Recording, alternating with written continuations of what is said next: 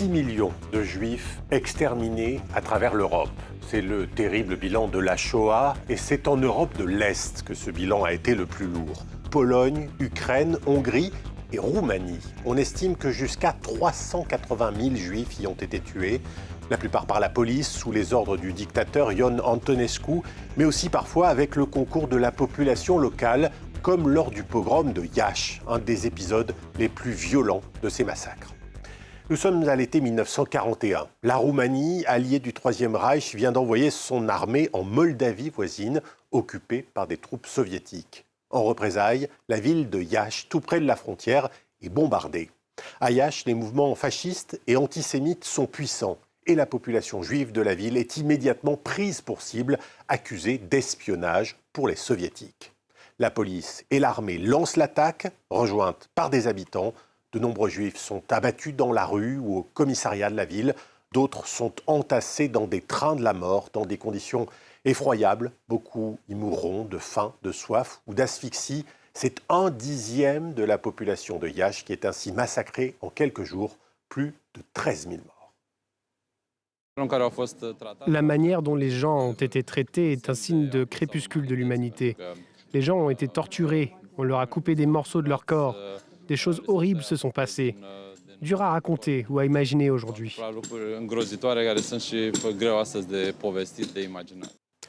Et en dehors des historiens, ces faits sont largement ignorés aujourd'hui de la population roumaine. Une loi sur l'enseignement de la Shoah à l'école vient justement d'être votée, mais elle n'est pas encore appliquée. Et dans le même temps, l'extrême droite gagne du terrain dans le pays et certains sont nostalgiques d'une grande Roumanie, celle de l'entre-deux-guerres. Billet retour sur le pogrom de Iași. C'est un reportage de Nadia Blétry et Thierry Tréluyer.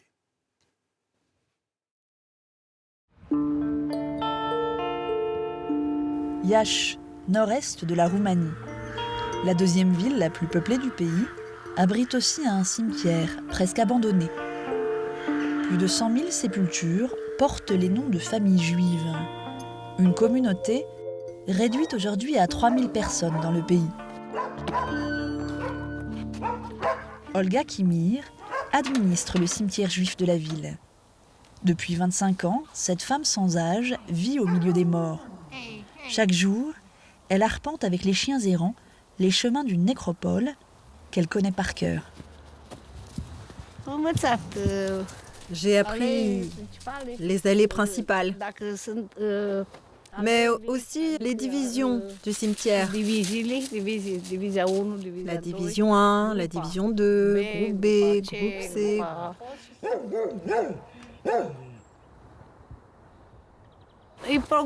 Ça, c'est le pogrom. C'est la fosse commune. La fosse commune, ils sont enterrés. Le pogrom de Iași, l'un des pires massacres de la Seconde Guerre mondiale, initié par le dictateur roumain Ion Antonescu. Plus de 13 000 personnes ont été assassinées entre le 28 juin et le 6 juillet 1941, parce qu'elles étaient juives. Les descendants de ceux qui ont été tués viennent.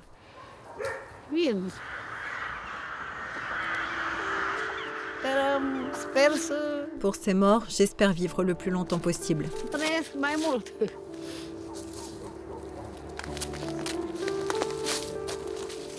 Vivre pour les morts et conserver leur histoire, arrachée à l'oubli.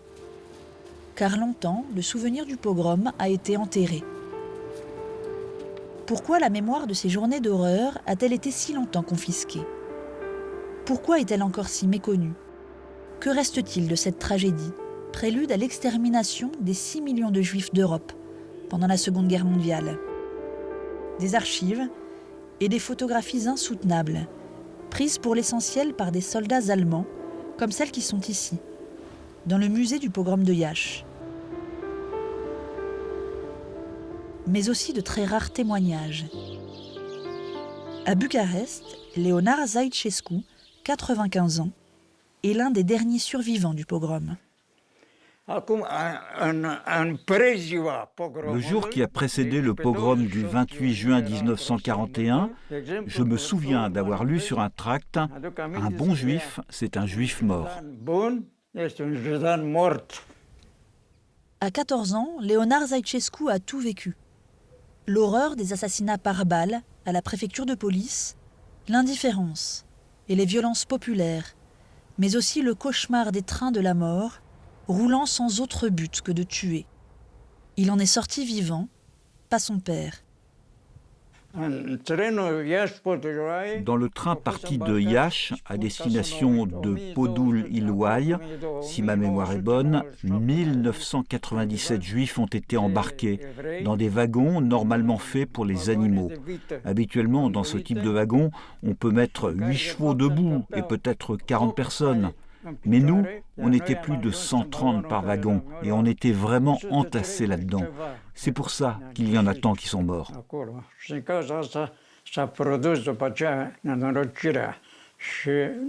Et je ne parle même pas de nos souffrances à cause du manque d'eau. Les gens mordaient leurs lèvres jusqu'au sang et finalement ils ne trouvaient parfois pas d'autre solution que d'uriner sur leur chemise. Ils pressaient leur chemise pleine d'urine dans leur bouche, ils s'essuyaient le visage avec. Beaucoup de gens n'avaient plus de vêtements, ils étaient entièrement nus. À l'intérieur, il y avait des scènes de folie. Une violence inouïe. La population a dénoncé, pillé, battu, participé aux assassinats de ses voisins juifs. Mais les massacres ont surtout été orchestrés par les autorités roumaines et leurs bras armés. La police et les militaires, secondés par des soldats allemands. Très peu de procès, des crimes restés impunis. Génocide. Alexandru Florian est directeur de l'Institut Elie Wiesel, un institut public de recherche sur l'Holocauste à Bucarest, où sont conservées des archives officielles. C'est aussi le fils d'un survivant des trains de la mort. Ce sont des archives très importantes, des documents très importants qui prouvent aujourd'hui la responsabilité des autorités roumaines, des institutions de l'État roumain. On peut dire l'armée roumaine, le ministère de l'Intérieur, le gouvernement roumain. Ce document, il est signé par Ion Antonescu, non?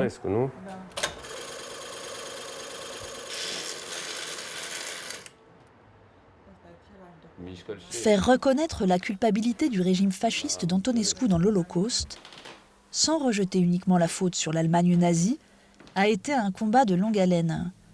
Ce n'est qu'en 2004 que la Roumanie a officiellement reconnu sa responsabilité. Mais le chemin est encore long. 25% de la population, environ 25%, 30% seulement de la population de la Roumanie connaît d'une manière correcte l'histoire de la Shoah de la Roumanie. Et pour cause, l'histoire de l'Holocauste est une matière optionnelle à l'école. Une loi sur l'éducation vient d'être adoptée, une avancée significative. En 2023, l'enseignement de la Shoah sera obligatoire dans les lycées roumains. Mais la méconnaissance de l'Holocauste a aussi été aggravée pendant 40 ans par un régime communiste qui a tenté de réhabiliter les institutions, réduisant au silence les juifs roumains et leurs histoires. Comme Duțu Leibovici, qui a perdu son père dans le pogrom de Iași. Ce soir, dans le centre communautaire juif de Piatra Neamț, une ville du nord-est du pays, il fait part d'une peur qui le hante. Le retour des heures sombres de l'histoire. Tu sais s'il y a eu des signes à Vancouver du pogrom? Oui, il y en a eu.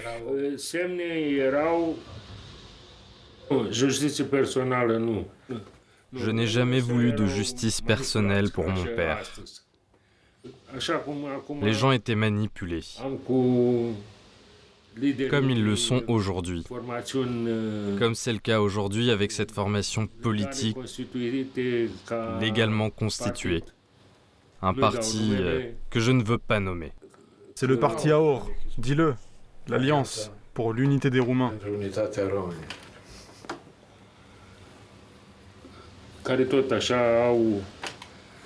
Un parti xénophobe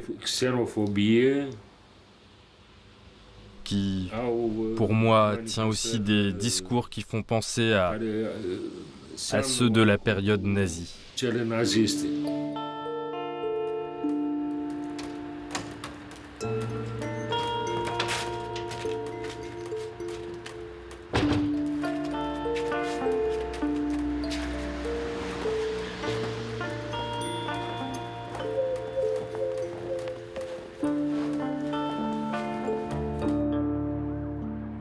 À la surprise générale, le parti AUR, l'Alliance pour l'unité des Roumains, est entré au Parlement fin 2020, avec 9% des suffrages.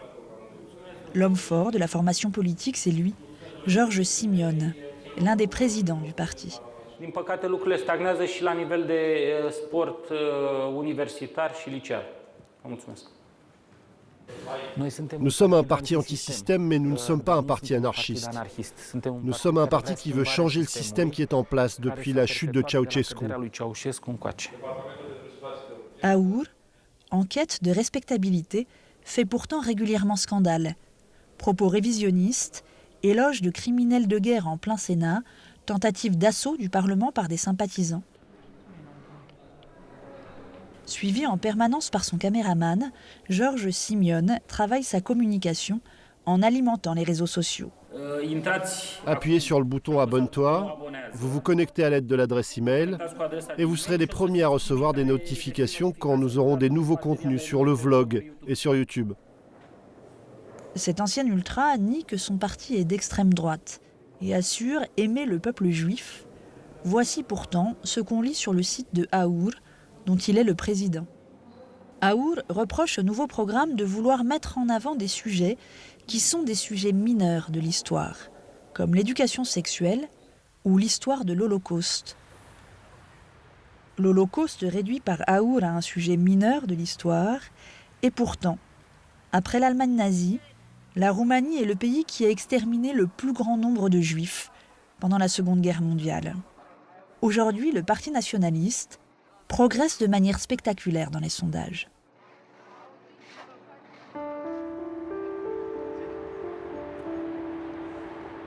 Un climat politique qui inquiète le directeur de l'Institut Elie Wiesel. Alexandru Florian a perdu son grand-père dans l'un des trains de la mort de Iași. On le retrouve au mémorial de la Shoah. On voit le prénom de mon grand-père, Elias, il s'appelait. C'est ça l'histoire. Alexandru Florian traque dans l'espace public les manifestations insidieuses du négationnisme, comme dans ce quartier résidentiel de la capitale où il essaye de faire déboulonner cette statue, à la gloire de Mircea Vulcanescu, un intellectuel roumain pourtant condamné pour crimes de guerre. Il a été membre du gouvernement Ion Antonescu depuis janvier 1941 jusqu'à la fin, le 23 août 1944. Mais voilà qu'il y a presque 10 ans, la mairie de cet arrondissement a dédié ce buste, mais le texte, le message ne dit rien sur son passé de criminel de guerre. Pour contrer ce déni de l'histoire, une nouvelle génération de chercheurs engagés a émergé en Roumanie. Ils déconstruisent les discours nationalistes. Le gouvernement a lui-même nommé l'année dernière un représentant spécial pour la mémoire et la lutte contre l'antisémitisme. À sa manière, le théâtre juif d'État de Bucarest lutte lui aussi contre l'oubli et le négationnisme. Maya Morgenstern, actrice à la renommée internationale, est la directrice du lieu.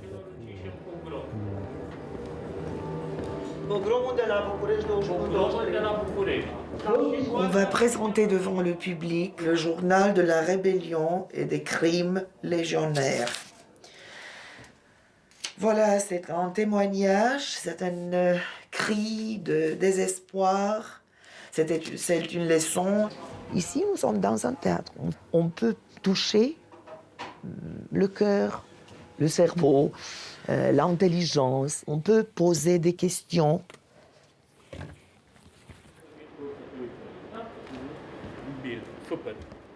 Ce soir, les comédiens se préparent à commémorer les victimes d'un autre pogrom, celui de Bucarest, Entre les 21 et 23 janvier 1941, les légionnaires de la garde de fer saccagent le quartier juif de la capitale et assassinent ses habitants.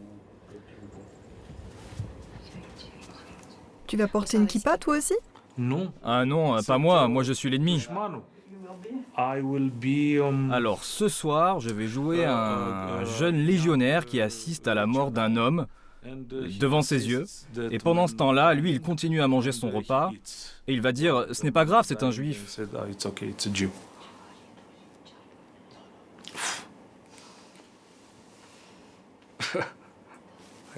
J'ai pas de mots, c'est horrible. C'est horrible.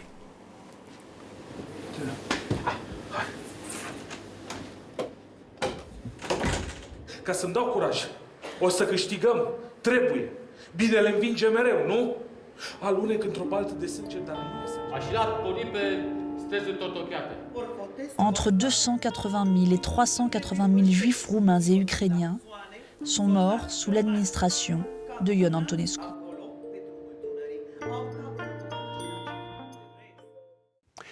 Et voilà donc pour ce reportage en Roumanie, un reportage que vous pourrez retrouver bien sûr sur france24.com. Je vous dis à très vite pour un nouveau numéro de Billets Retour.